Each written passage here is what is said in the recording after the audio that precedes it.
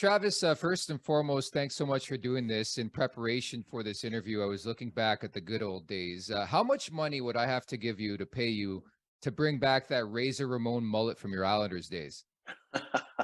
It's funny. I had a shower this morning and I was combing my hair and I'm like, God, it's getting a little long at the back. I had to tuck it in a little bit, but it was hot back then. Everyone had the long hair going, but you'd probably have to pay me a lot. Greeny, it's back though, man. Like everybody's got mullets and muzzies now. It makes no sense to me. It's funny. My kid plays junior hockey. My son does, and their whole team, I think, is going for mullet cuts today. Jeez, your hockey DB picture is something else. I can see why they use that one. Yeah, it's a good one. So let's get into the Leafs conversation. That's why we want to get Sure. you on. Obviously, your recency in the league, playing in this market when they're actually winning playoff games, and we'll get to that. Yeah. But what did you make of the deadline activity? Obviously, very, very busy time for the Maple Leafs.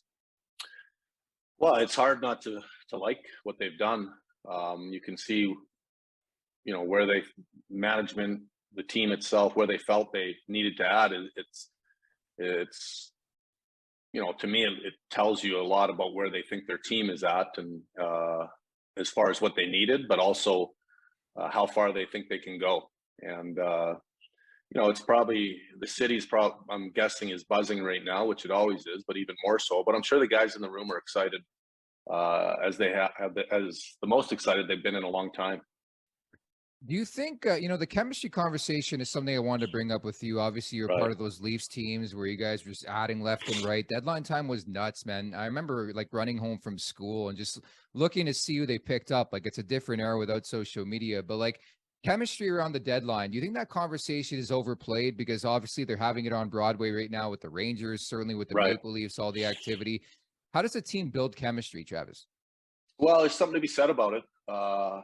I think when you look at what Toronto's done, what the Rangers have done, people forget that the element of where do these guys fit goes into the equation. It's easy just to put a bunch of names on paper and say, okay, let's go win a hockey game. But the coach still has to figure out where to play everyone. I saw the Rangers the other night where they had, a totally different looking power play than they had 2 weeks ago. And they've already got a good power play. And that's the challenging part as a coach is how is our team playing right now?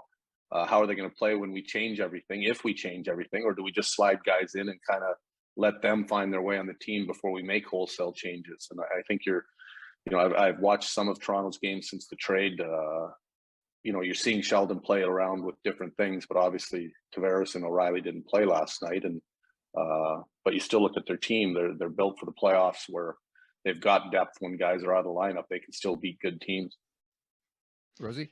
Yeah, Trav, with your coaching experience, something that's become a pattern with the Leafs that you're probably familiar with is, they're able to go into a barn and beat Boston and New Jersey and Tampa Bay, and then they'll consistently lose teams to Phoenix and Chicago and Columbus. What, from your perspective as a coach, what is that? Is it just a mental preparation thing, or if you were their coach, how do you address that? Because it's definitely a pattern at this point.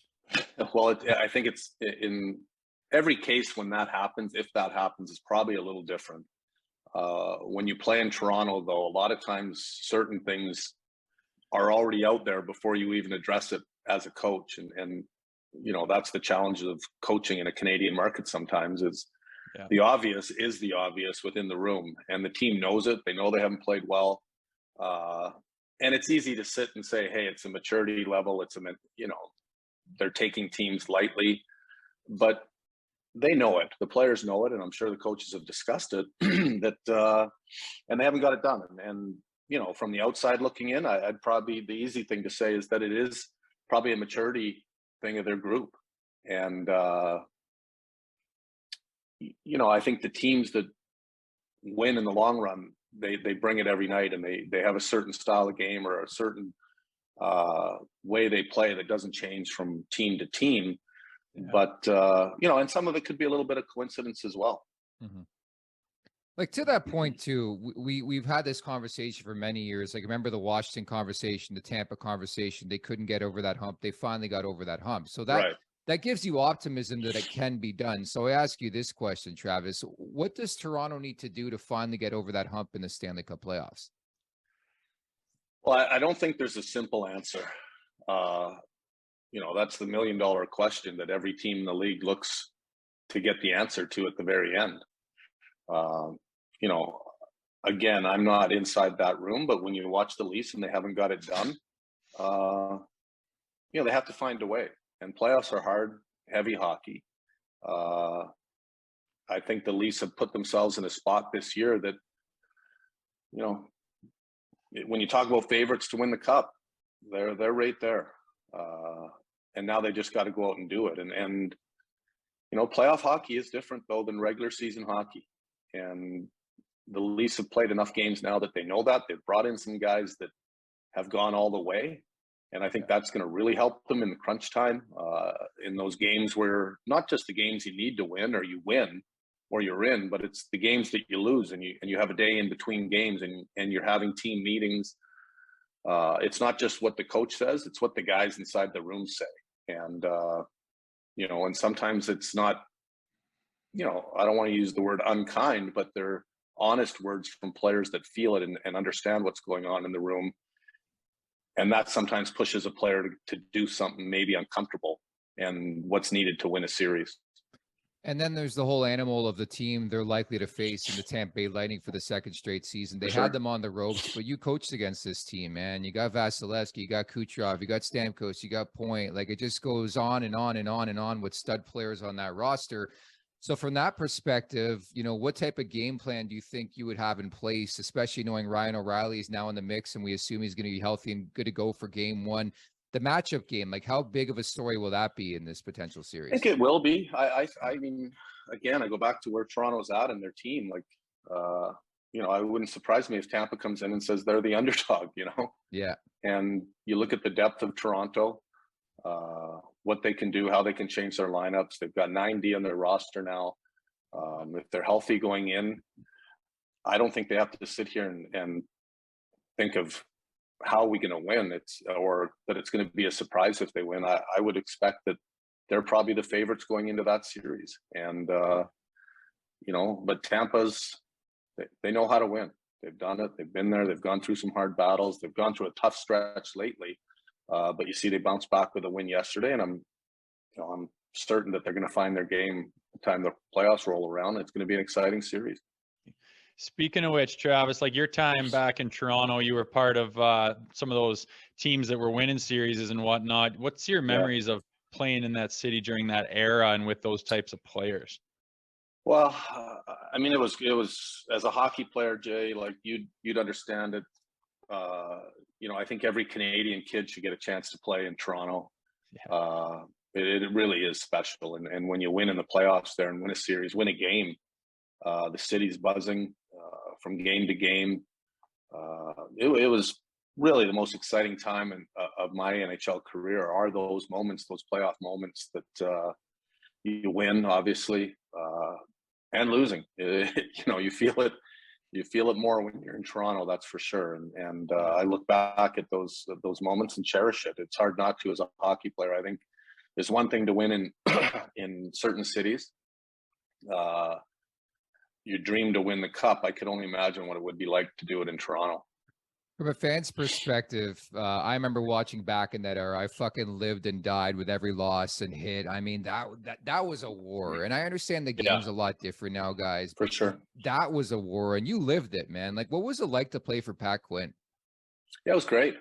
Pat was, when I talk about Pat, it was just his presence more than anything with Pat. I don't think he would proclaim to be an X's and O's guru. We had a strong veteran team, though, that knew how to play the game, and probably, the X's and O's weren't something that we needed to be taught a lot of, especially back then. It wasn't as detailed of hockey, but he was a presence. And, when he wanted to get a message across, he was good at doing it. A lot like Al Arbour, I guess, when I had the chance to play with Al Arbour. But people talk about hockey back then and I remember those series when we played New York, Ottawa, and they were tough and rough and dirty. But you know, you watch playoff hockey and you get down to the ice level and you're in it right now. It's tough hockey, and these guys are laying it on the line. You know, it's different, but it's not a lot different. It's hard, it's heavy, it's every little inch of the ice matters, and you've got to fight and grab for it.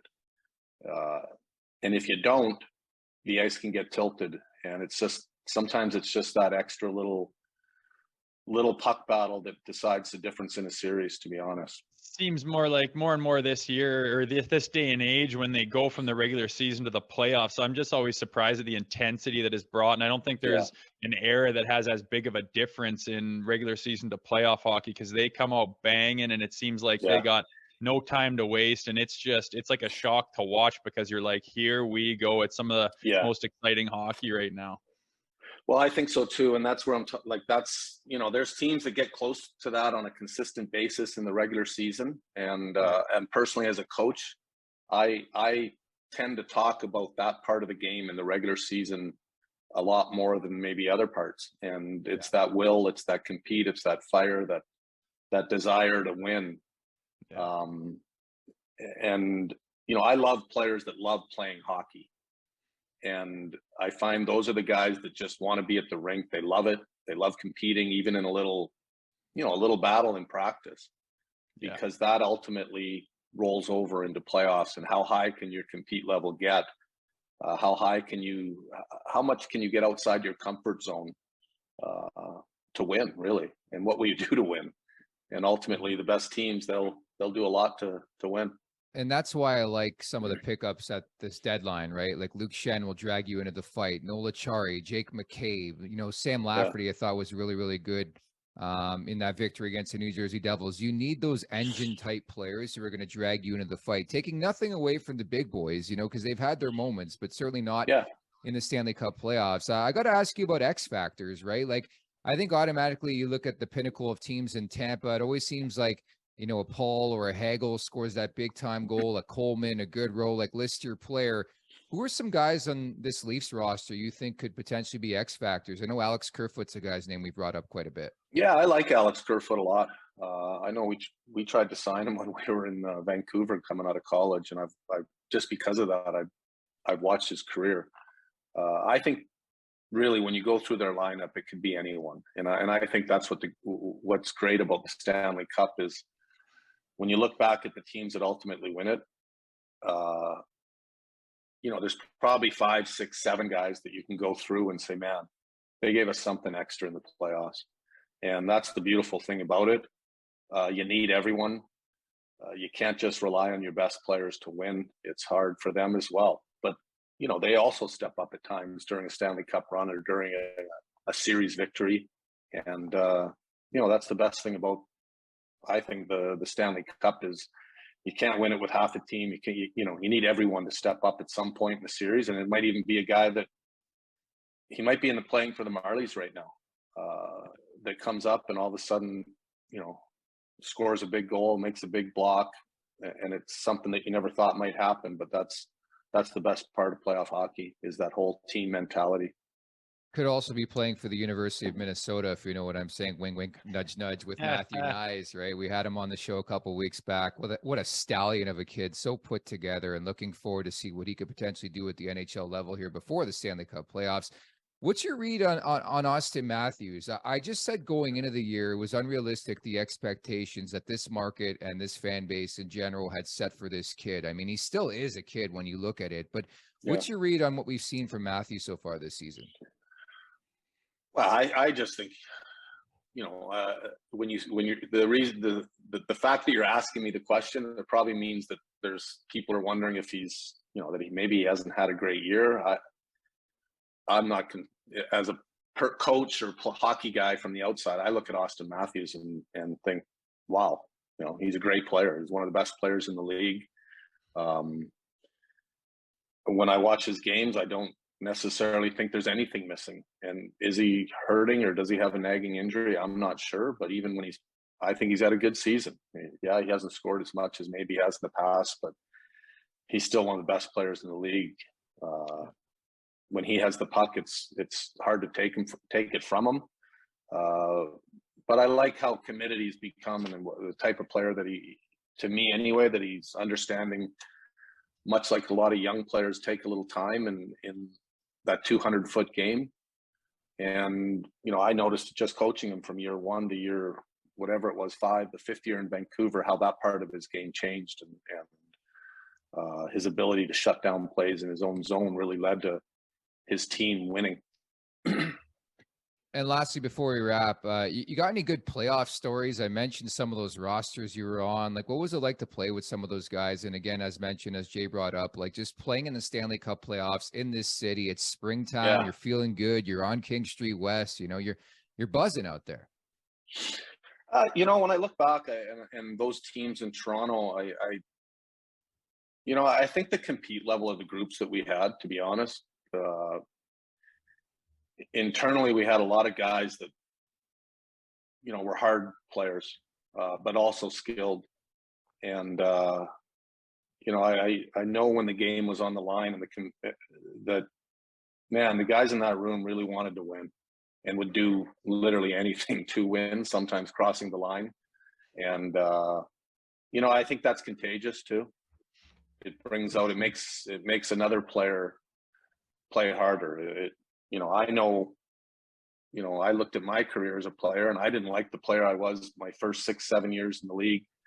I liked the player that I was the last 7 or 8 years because I really figured out how to win or what it took to win and how hard you had to play. And a lot of that came from just being around guys that played hard and competed and fought for every inch or every puck battle. And I think that was probably, when I look back, I go through that lineup, there wasn't a lot of guys that, you know, didn't give you everything they had and whatever it would do, whatever it took to win.